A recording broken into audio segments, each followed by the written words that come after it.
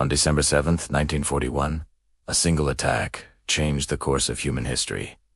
It pulled the United States into World War II and reshaped the modern world. But imagine for a moment this never happens.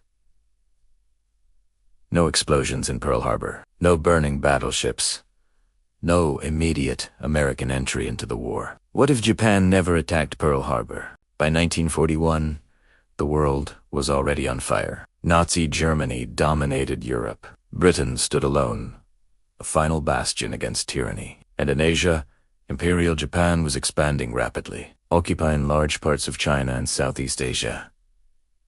The United States watched closely, but cautiously. Most Americans wanted nothing to do with another foreign war. Then came the sanctions. In a decisive move, the U.S. cut off Japan's access to oil, steel, and other critical resources.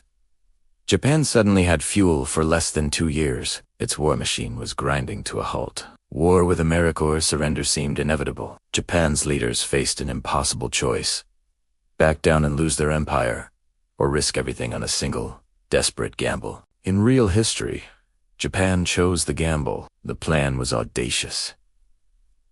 Attack Pearl Harbor, crippled the U.S. Pacific Fleet. Buy enough time to secure the oil-rich territories of Southeast Asia, and fortify a massive defensive perimeter. Militarily, the attack on December 7th was a stunning success. But strategically, it was a catastrophe. The American public, once divided, united overnight in a wave of fury. Congress declared war almost unanimously. The immense power of U.S. industry shifted into total war mode, producing planes, ships, and tanks at a rate the world had never seen. Japan had awakened a sleeping giant and, in doing so, sealed its own fate. It paid the ultimate price for its aggression. But now, let's rewind the clock and change just one decision. In this alternate timeline, Japan's leaders choose restraint. There is no surprise attack. No bombs fall on U.S. soil. There is no direct provocation. Instead, Japan focuses its entire military might southward on the European colonies in Southeast Asia. They continue diplomatic talks with Washington. Some of these talks are genuine, some are deceptive, all are meant to buy time. The goal is simple: win the war in Asia before America has an undeniable reason to enter it. Without Pearl Harbor, there is no national shock. There is no righteous outrage. There is no unifying moment for the United States. And so, America stays, officially, frustratingly, neutral. The effects are immediate and dramatic. President Roosevelt still wants to support Britain and China, but he does so quietly, through limited aid. Any push for a full-scale war is blocked by a cautious Congress and a war-weary public. Meanwhile, Japan moves fast. They successfully occupied the Dutch East Indies, securing massive oil reserves that solved their fuel crises. They fortify islands across the Pacific, creating a nearly impenetrable defensive line. For the first time in years, Japan's wartime economy There is no longer a desperate race against dwindling fuel shortages. There is no ticking clock forcing their hand.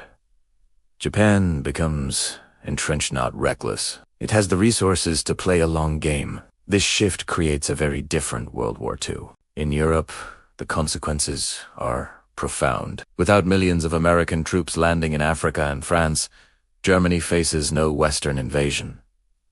Terrain is no D-Day, as we know it, no overwhelming flood of U.S. industrial might to turn the tide. Britain survives, but at an enormous cost, locked in a brutal, attritional war. The conflict drags on longer, becomes far bloodier, and its outcome is much more uncertain. In Asia, China continues resisting, but it is alone, exhausted, and slowly being bled dry. Japan consolidates its gains, rather than expanding endlessly. Without direct U.S. pressure, the Pacific becomes a frozen conflict, a tense standoff, not a total war. And something crucial never happens.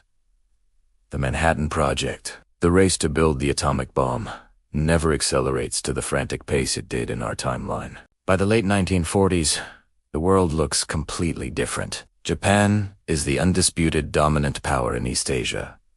European colonial powers, not defeated by Japan, cling to their empires for longer. The United States emerges from the decades slowly and hesitantly, not as a confident global superpower. There is no clear American century.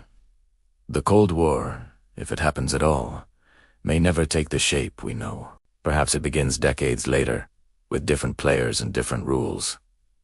In this war, democracy spreads much more slowly. Authoritarian systems, both in Europe and Asia, have gained precious time to entrench themselves. History doesn't break, it bends in a darker, quieter, and more ambiguous direction. But this world is far from stable. Holding a massive empire requires constant, brutal force. Resistance movements in China, the Philippines, and across Southeast Asia would grow, fueled by nationalism. The economic strain of occupying such vast territories would build. Japan avoids instant defeat, but it inherits a long, grinding struggle with no clear end in sight. And eventually, the United States cannot remain neutral forever. A clash is inevitable.